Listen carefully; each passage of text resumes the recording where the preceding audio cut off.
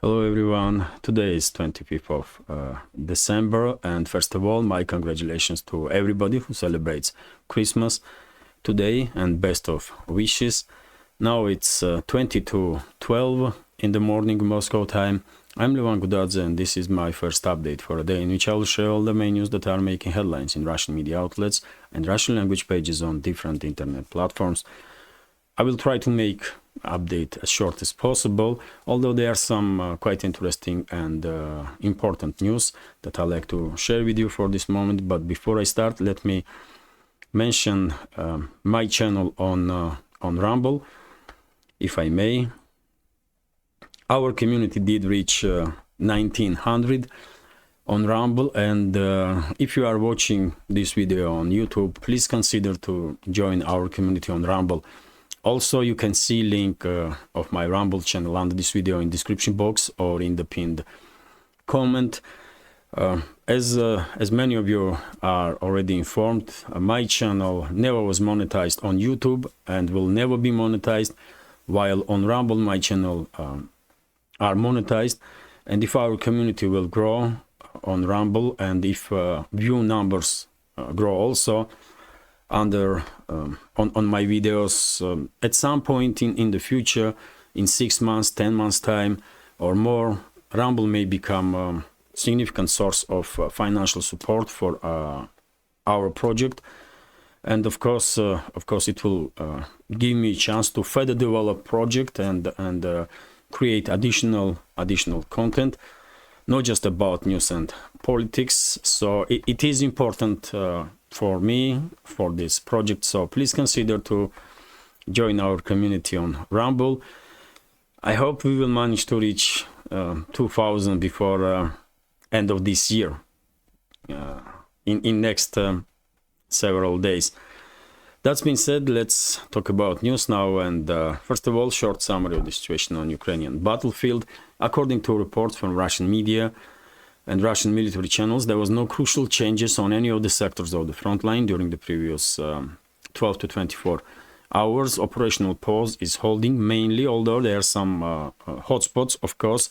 First of all, on Donetsk sector of the front, Avdiivka and Bakhmut, flanks of Bakhmut, where Russian forces are very active and increasing pressure on Ukrainian units on daily basis. When it comes to Avdiivka, of course, many of you are informed that even Ukrainian media outlets are begun to publishing articles about possible withdrawal of Ukrainian forces from Avdiivka and several other settlements on the line of contact, even before end of this year. Although same time, many channels are reporting that idea of withdrawing forces from undefendable positions belongs to general staff. So I guess Zaluzhny is for withdrawal, but very same sources are reporting that Zelensky and his inner circle are against it.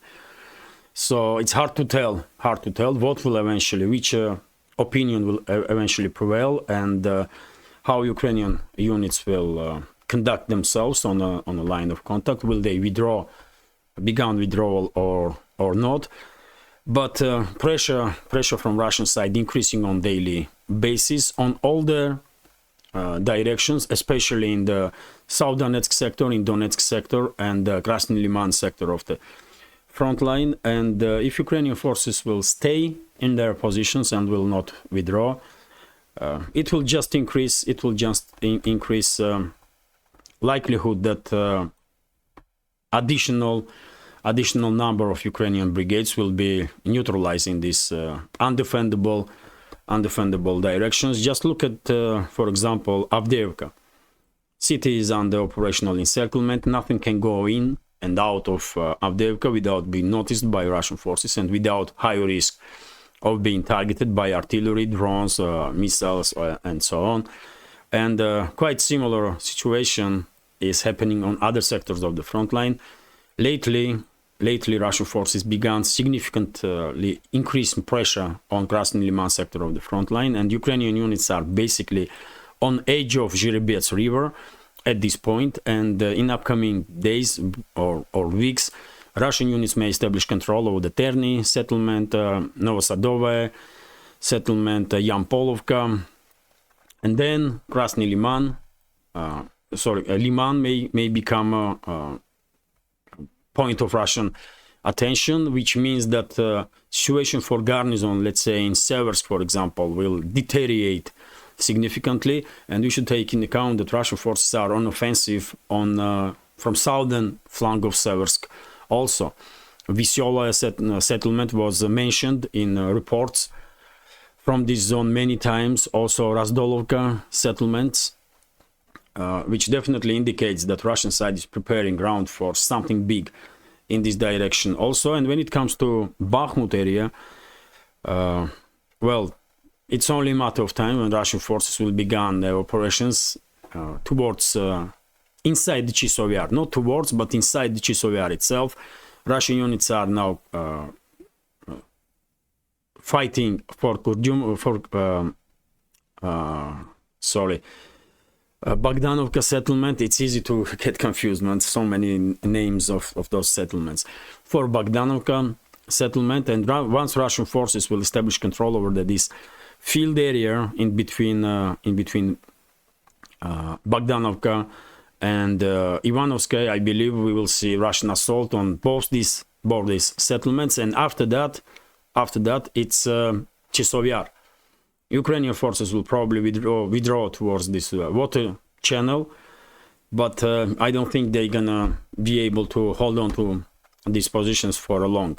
So situation is becoming more and more desperate as time goes by for Ukrainian forces that are lacking everything at this point. Everything: manpower, military equipment, training, you name it. And they are in desperate situation. And it's quite understandable that general staff of Ukraine, who knows better about current possibilities of Ukrainian armed forces, want to save more personnel by withdrawing them from at least areas on the line of contact that are absolutely undefendable, including Avdiivka. But of course, this will be huge political blow for Zelensky and his associates, and for purely political reasons and media optics, Zelensky may refuse to listen to his generals, and well, eventually we will probably see, for example, in Avdiivka, similar story that happened in Bakhmut, when eventually, after losing dozens of brigades, Ukrainian forces still was unable to hold on to this city, and it's under Russian control now. Very same will happen with Avdiivka, maybe with the only significant difference that in Avdiivka I expect large Ukrainian units to surrender, larger on a scale of battalions. And I did spoke about it many times before, and to be honest, I'm already kind of surprised that this process of big Ukrainian units surrendering in this area have not yet begun. It may happen today, it may start tomorrow, at any time, but I'm already kind of surprised that Ukrainian units in Avdiivka will perfectly be informed what will happen to them if they will not lay down arms and not surrender, are still holding two weapons. I mean, why? Why they are sacrificing themselves for Zelensky and his criminal associates or Western geopolitical agenda? It's hard for me to understand, but well, I guess Russian side will increase work, behind the scenes work with the personnel, military personnel of Ukrainian forces in Avdiivka area, and they will persuade officers and soldiers to stop sacrificing themselves for a criminal regime in Kiev and their Western masters. But overall is, of course, on South Donetsk direction, main hotspot is Novomikhailivka settlement, which in coming days probably be freed from forces that are still loyal to Zelensky's regime. But overall operational pause, I will say, is holding, because at this point during the previous 12 to 24 hours, nothing was happening that can influence any of the sector of the front line in immediate future. If you are interested in more detailed information about this local scale skirmishes, reckoning force operations, artillery duels between the sides and the drone wars. Of course, I will recommend the military channels. They do provide great volume of information about exactly these local scale changes and details online of contact. And also during the previous night, according to some military channels, Russian forces continue missile and drone strikes on logistical and military infrastructure of Kiev regime. Explosions were heard in many regions, in the southern regions, central regions, and the western regions of Kiev-controlled territory. And according to military channels, main task of Russian strikes seems like airfields to destroy airfields and to destroy military equipment on the airfield, including planes. And possibly this significant increase of strikes on Ukrainian airfields are indicating, or may be indicators, that Russian side is aware that some number of Western-made fighter jets have been delivered to Kiev regime, F-16s, and maybe Russian side is just trying to destroy those F-16s or take out airfields so that these F-16s cannot operate from those areas. But yet again, let's wait what information will be shared with public by Russian Defense Ministry. At this point, we don't have any official confirmation from any side, from Russian side or Ukrainian side, that F-16s have been delivered to Kiev regime. But many military channels at this point are reporting that most likely first bunch of F-16s already are in hands of Kiev regime, which is of course next level of escalation between NATO and Russia, between Western ruling class and Russia. And well, this is it for a short summary of the situation on Ukrainian battlefield. No crucial changes. It's a daily military routine that are taking place on line of contact. And before I continue with additional news, let me thank all of you. Let me thank all of you for your attention, for your time, for likes, for comments, and of course, special thank to members of our community who supports my work with donations. Without your attention and support, this project would not exist, and I would not have this unique opportunity to work as a citizen journalist. So thank you very much. I will try my best to further improve this project, further develop this project, and to create additional content with more interesting information. That's been said, let's continue with additional news. And TASS news agency is reporting that according to Russian Defense Ministry, according to statements from Russian MOD, since the beginning of special military operation, Russian air defense systems did shut down and neutralize more than 10,000 drones, Ukrainian drones, which is quite a huge number, unprecedented number really for any conflict, any military conflict for the last decades or ever even. This is the first conflict when drones are playing this crucial role.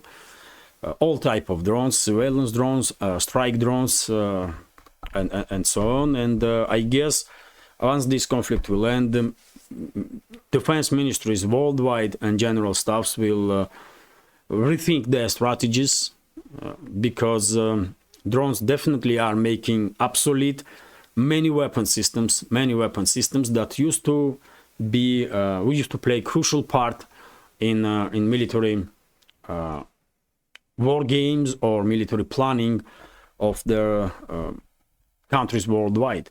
Majority of countries worldwide, I will say.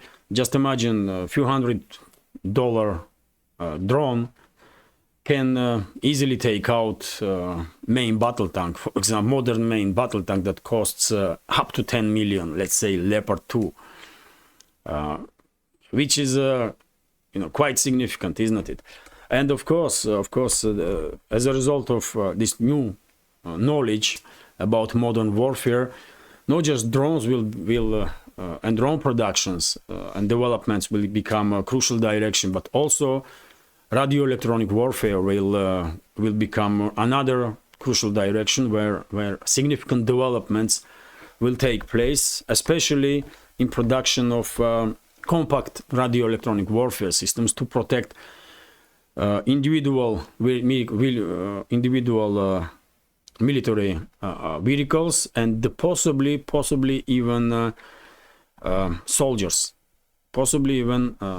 So sometime in the future, I would not be surprised at all if we will see compact radio electronic warfare systems that will be mounted not just on military equipment. It's already happening, and Russian forces already are using these compact systems on vehicles, but we may see even personal radio electronic warfare systems that will be distributed to military personnel,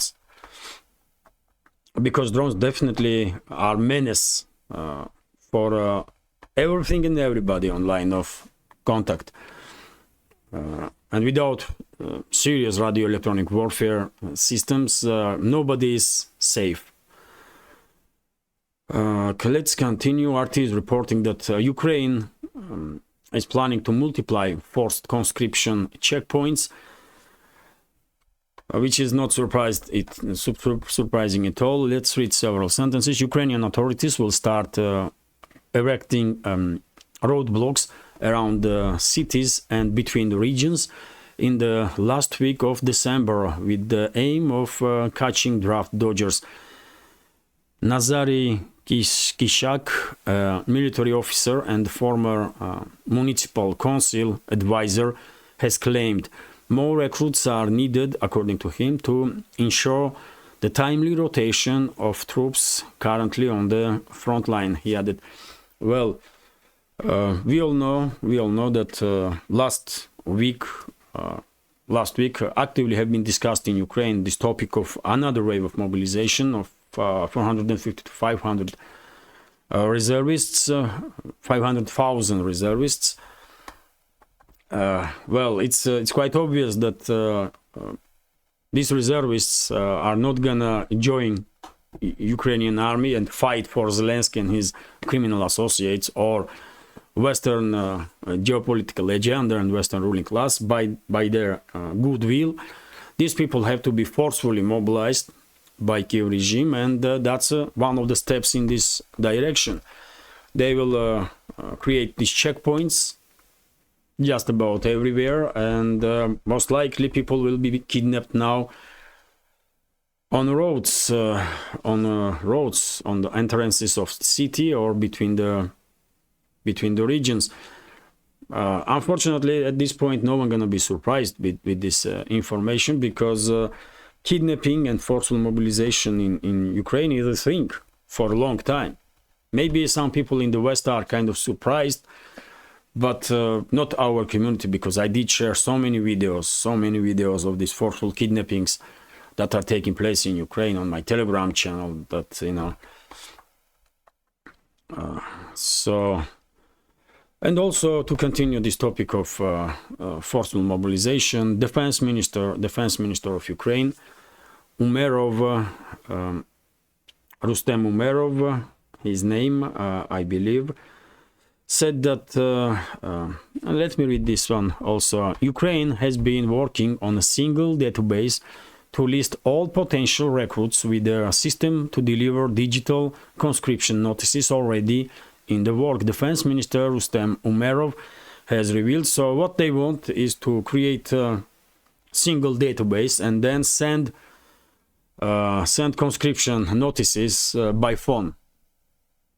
And once an individual received this notice, if he will not go into recruitment point, criminal charges may be brought against him.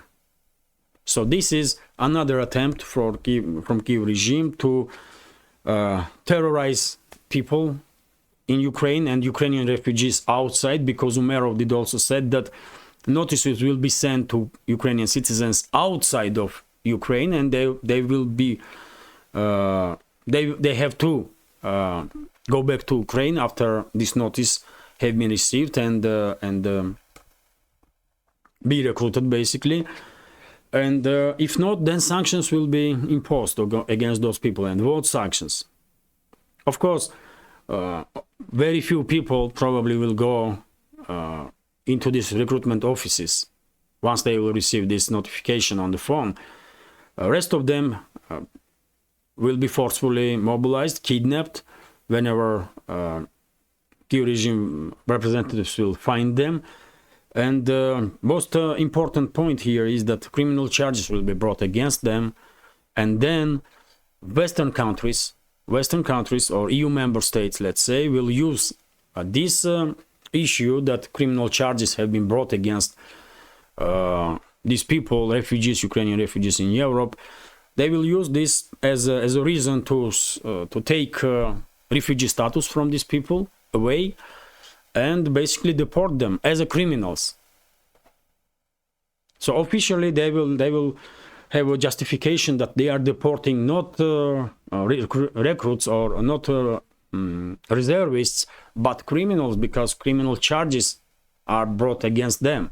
And of course everybody will know that in reality these criminal charges are false and just a tool to basically forcefully bring back to Ukraine these thousands and thousands of military-aged men that are seeking refuge in Europe.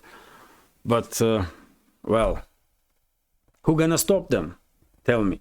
Who gonna stop them once Germany, Netherlands, France, and the rest of the countries, Ireland, will begin, and many others, man, will begin using this topic of criminal charges to catch and deport into Ukraine all these people, all those refugees. So this is very important. This is very important. And as I said many times before, Ukrainian refugees in Europe are definitely not safe. Definitely not safe. And well, best they can do at this point is to flee for countries that in no circumstances will send them back to Ukraine. First of all, it's Russia. And if they committed no crime against Russia, against Russian citizens, they will be safe and secure if they will apply for asylum in Russia, if they manage to came to Russia and apply for asylum. In Europe, they definitely are not safe, and Estonia, I did report it yesterday that Estonia already made an official statement that under Kyiv's request, they are willing to deport. They are not using this word, deport, but whatever they're going to call it, that's what it is in reality. They're going to catch and deport to Ukraine refugees that are in Estonia. I guess in coming days, Latvia and Lithuania will make statement, some other EU member states also, and then big major countries going to join, like Germany, France, Spain. They will do the same. Just wait for it, man. Let's continue. Yesterday I did read some article that Czech Republic at this point offering some money for Ukrainian refugees, for example, as Norway did before and some other countries in Northern Europe. And the Czech Republic now is willing to give some money to Ukrainian refugees if they will go back to Ukraine. And this is first step. Of course, not many refugees, Ukrainian refugees in Czech Republic gonna agree on this. Well, then some other initiatives will be generated by Czech government. And well, most likely, eventually, these criminal charges will be used to catch and deport military-aged men from Europe to Ukraine. That's why all these statements have been made by Umerov about this unified database for reservists, and previously some other Ukrainian officials also did make statements that if reservists do not go to recruitment office once they receive notification, criminal charges may be brought against them, and European states high-ranking officials in European states also did make statements previously that only way they can deport people into Ukraine if criminal charges are opened against them, if they are under investigation. And they need this topic, this loophole, let's say, to justify themselves. They will strip refugee status from these recruits once criminal charges have been brought against them by Kyiv regime for not going to recruitment office in Ukraine. And well, once refugee status will be stripped from them by European nations, then formally they will deport not refugees but criminals or alleged criminals. So this is main direction that Kyiv regime and European states gonna go. I'm quite sure about it. Let's see how will the things develop. And well, also quite interesting statement from Defense Minister of Italy. He said that it's time for all countries involved in the Ukrainian conflict to start looking for a political solution to the crisis. Italian Defense Minister Guido Crosetto said on Saturday. The defense chief noted, as quoted by the ANSA news agency, that as the fighting between Moscow and Kyiv is about to enter its third year, it is important to take a path that lead to political solution. He stressed, however, that these efforts must coincide with the continued military support for Kyiv regime. So, well, he is contradicting himself in this one statement. That's the usual stuff nowadays. Whenever high-ranking, probably all of you did notice it, that whenever high-ranking officials in the Western world are talking about Ukraine in any terms, in critical terms, not critical terms, whatever the topic of discussion, they have always mentioned Russia. They have always mentioned Russia, demonized Russia once again, and say something against Russia. Like this defense minister of Italy is saying that negotiations has to take place, but same time we should continue to militarily support Kyiv regime. So what you are talking about then? If you are continuing to send weapons to Kyiv regime, then then you are not for negotiations, isn't it? But yet again, man, at this point, it's really very difficult to take European politicians seriously, European high-ranking officials seriously, or Northern Americans, man. These Russophobes, man, they are disgrace of humanity, really. I mean, they are not really danger for Russia. They may create some issues for Russia, and unfortunately, because of the actions, Russian soldiers are risking their lives in Ukraine and are under danger because so much weapons have been delivered to Kyiv regime by NATO member states. But if we are speaking in general terms, they're gonna do nothing to Russia, man. These Russophobic criminals not gonna destroy Russia. They're gonna destroy their own countries, and they are destroying their own countries and livelihoods of their own fellow citizens. And take a look at the economical situation in Europe, man. Almost every major country in Europe is on the verge of recession or in technical recession.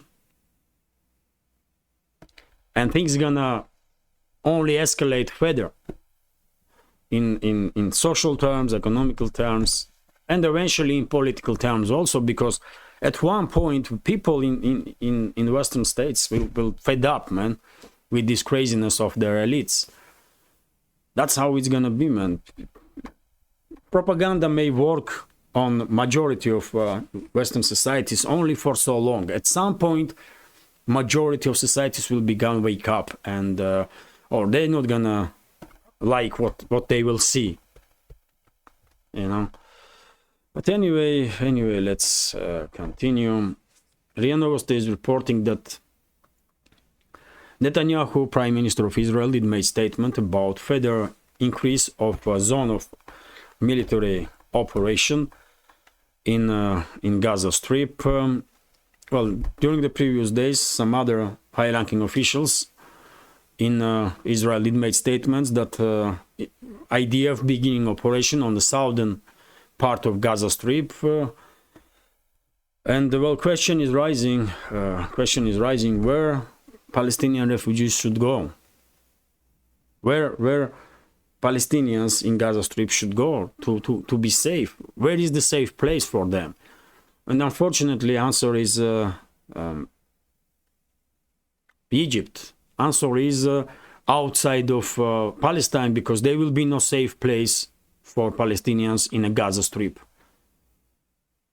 There will be no safe place for Palestinians in the Gaza Strip, and eventually Israeli forces will, and Netanyahu's government will force all of them, or majority of Palestinians, out of Gaza into Egypt, and then into other neighboring countries. There was just a few days ago some Israeli media, if I'm not mistaken, were reporting that discussion is taking place in among leadership of Israel to open some humanitarian corridor for Palestinians to flee in the direction of Lebanon, and maybe this discussion is taking place because Egypt is so principled at this point that they are not opening border to receive refugees, because Egypt knows once these refugees, once Palestinians will flee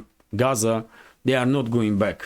Israel will never ever allow them to go back to their homeland. That's why Egypt is not opening borders, not because they are against Palestinians or they have some hate towards Palestinians. No, government of Egypt knows perfectly well that once these 2 million Palestinians in Gaza Strip will leave this, will leave their homeland, they will not be able to go back. Israel will never allow them to go back. But anyway, let's continue. TASS news agency is reporting that Hamas refused to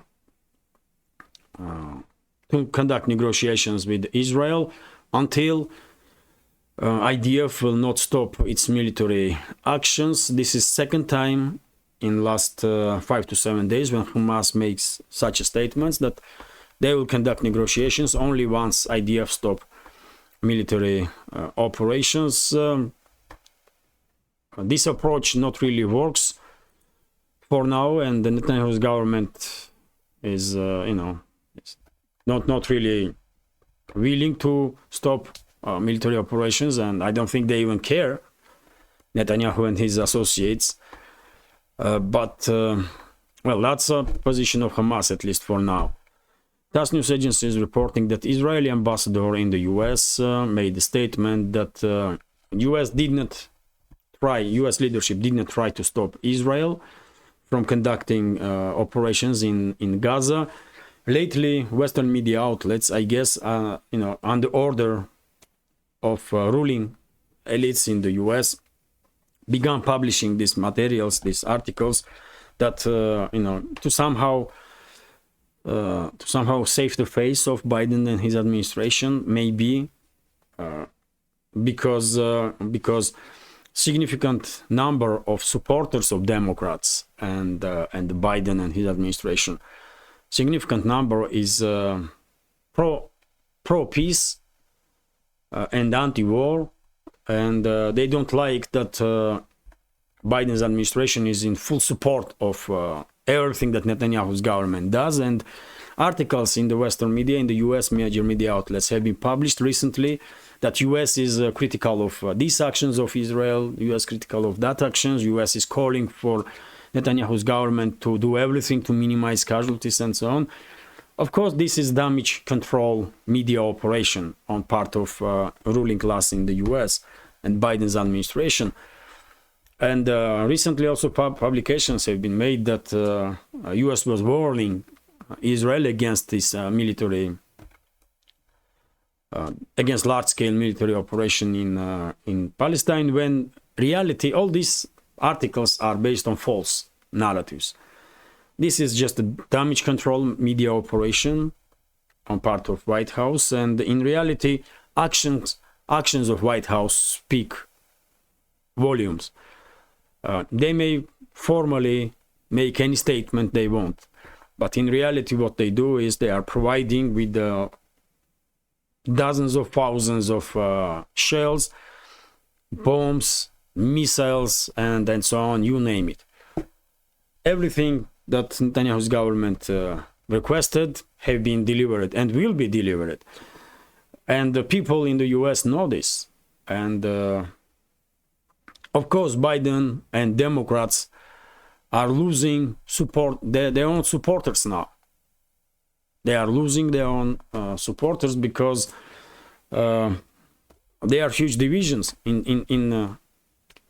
among left-leaning part of Ukrainian society. Not Ukrainian, sorry, but US society. Because vast majority, as I understand, are for peace and are not supporting these actions of Israeli government, as a result of which already more than 20,000 Palestinian civilians have been killed, according to Health Ministry of Palestine. So, in upcoming days, we may see more and more statements like this or articles with slight criticism even of Israeli actions. But, well, actions speak louder than these statements. And Washington and Pentagon are in full support of actions of Netanyahu's government. It's just too obvious. It's nothing to discuss here. Anyway, let's continue. RT is reporting that color revolution being attempted in Serbia, according to President of Serbia, Vučić. Yesterday afternoon and then evening, pro-Western or Western-controlled groups, political groups, NGOs, and so on, did began demonstrations in Belgrade, and they did attempt to storm several official buildings. People were hurt. And it was definitely part of this regime change operation that I guess was authorized by Western ruling class in Serbia. And well, for now, the government of Serbia did manage to maintain control over the situation. And this aggressive crowd, useful idiots, basically, that's what they are. Those useful idiots. Useful for the Western ruling class have been dispersed by Serbian police, but I'm not quite sure that this is end of story. Unfortunately, at this point, it seems obvious to me that Western ruling class will not stop until they will get rid of current government in Serbia and until they will put in the charge 100% puppet of the West, who will sign any paper, anything that West will order him. Well, let's see if government of Serbia and security services will manage to maintain control over their situation. And Prime Minister of Serbia, Ana Brnabić, did make a statement that Russian side provide Serbia with the intelligence about these destructive actions that was conducted in Belgrade. So Belgrade was not informed about what was going to happen, and they were ready. They were ready for this, and Prime Minister of Serbia did thank Russian secret services for cooperating and helping Serbian colleagues to prevent further destabilization of Serbia. And this statement highlights that there are good level of cooperation between Russian and Serbian secret services, which is good thing. I believe. Let's hope Serbian people will will not allow these puppets of the West to gain control over the country, because it's not gonna end well for Serbia, man. But yet again, it all depends on will of people, always. Let's continue. RIA Novosti is reporting quite interesting news that Prime Minister of Armenia, Nikol Pashinyan, visited Petersburg, St. Petersburg, where summit's gonna take place of Commonwealth of Independent States and also Eurasian Union Council. This is interesting and surprising somewhat, because previously Pashinyan and his government refused to participate in the summits of OSCE, Organization of Collective Security, that was created by former Soviet republics, including Armenia. Also, Yerevan refused to participate in summits of Commonwealth of Independent States and Eurasian Economical Union. But I don't know, something maybe is changing. Maybe winds are changing in Armenia. Maybe Pashinyan did realize that he may representatives of Western ruling class may promise him everything, like they did promise everything to Zelensky, but these promises mean nothing. These promises mean nothing, and Western ruling elites will use Armenia in the geopolitical games, and then when Armenia no longer be useful for them, they will drop it. It's so obvious, isn't it? I mean, it's so obvious. I find it difficult to understand how people still failing for this agenda that Western ruling elites do care about people in these countries worldwide, and about democracy and human rights and freedom of speech and expression and all this stuff. How anybody can fail for this BS propaganda, man, when we have so many examples when Western ruling elites went into country, did some regime change or whatever, used this country, its resources, its territory for the agenda, whatever that agenda is, and once these countries were no longer useful, they were dropped.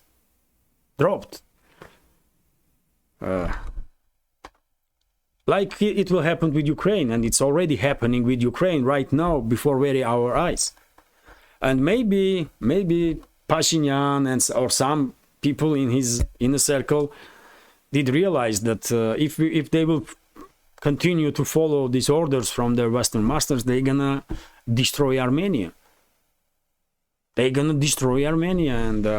maybe things are changing there in Yerevan.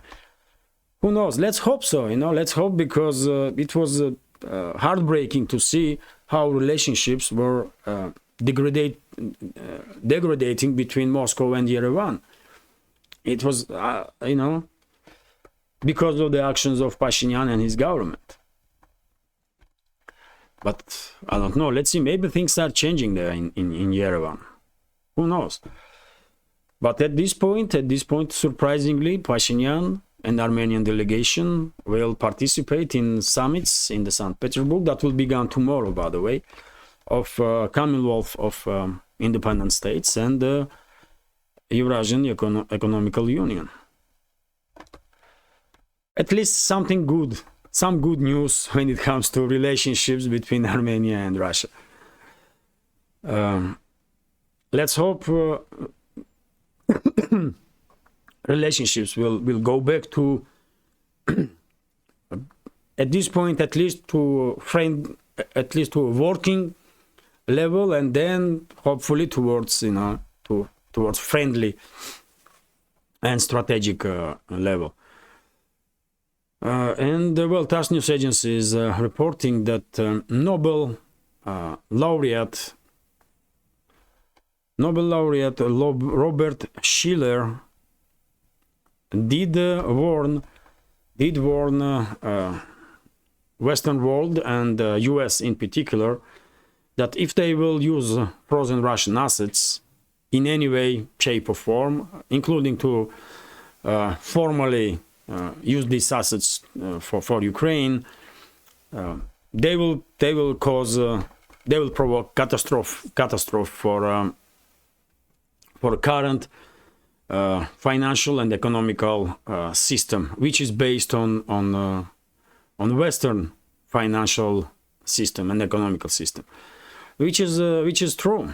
I don't think you have to be Nobel Prize laureate to realize that more Western ruling elites are acting this hawkishly, this inadequately, and more they will froze assets of other countries and then steal it. Less and less countries and businesses or private citizens will have any trust towards Western institutions, and eventually it may definitely it will eventually cause only speed up distancing of the rest of the world from Western economical system, Western financial system, financial institutions, which will eventually, of course, become catastrophic for the West. So it's obvious. Well, unfortunately, politicians in the West don't really care about consequences of their actions. They just don't care. They see opportunity to steal Russian assets, and they will do it. They will do it in the US, in Canada, in EU. Just wait for it. They will steal these assets, most likely. Of course, all of you know that European Central Bank even warned Brussels not to even consider to use frozen Russian assets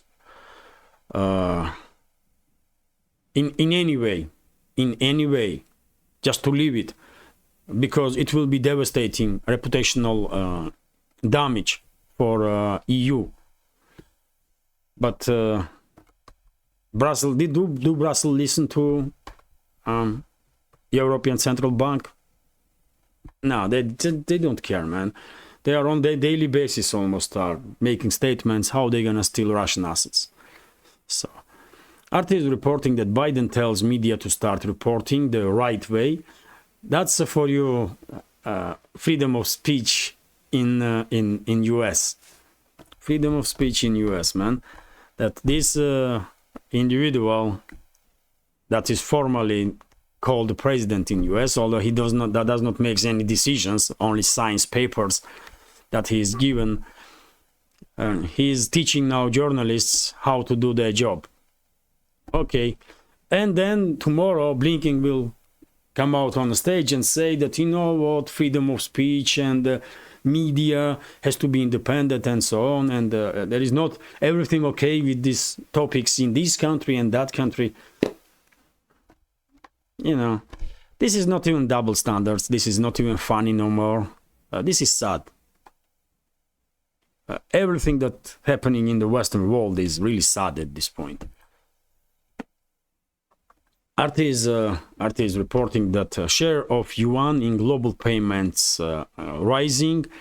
Of course, at this point, US dollar, euro, and even pound are playing significantly bigger role.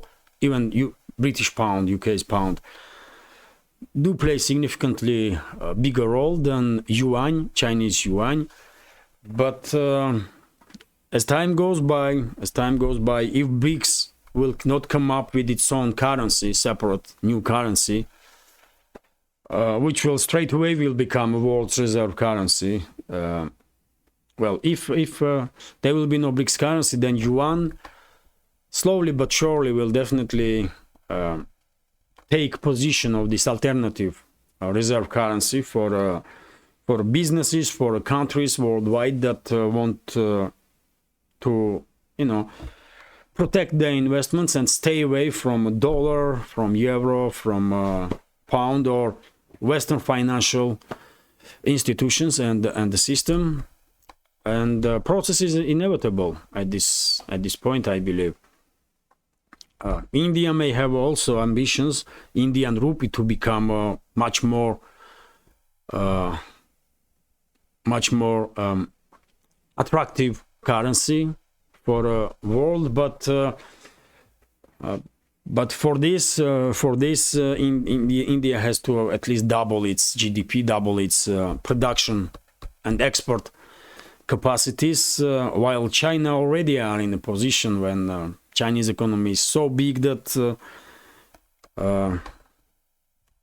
and Chinese export that well, yuan is definitely in demand, and this demand will further increase, especially when we are talking about bilateral trade between the countries. For example, in Russia-China trade, yuan is some 60%, or if not more. Russian ruble is another 20 to 30%, and just a small percentage of other currencies.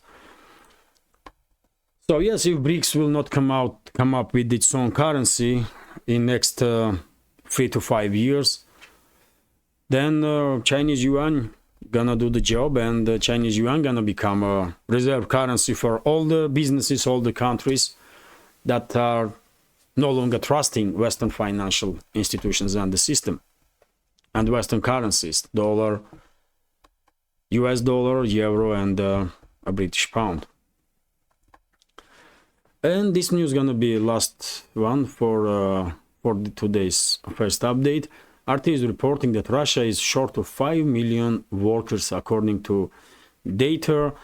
The Russian economy is suffering from a shortage of skilled labor, according to a recent study from the Institute of Economics of the Russian Academy of Science, published in the RAS Herald earlier this week. The research by Nikolai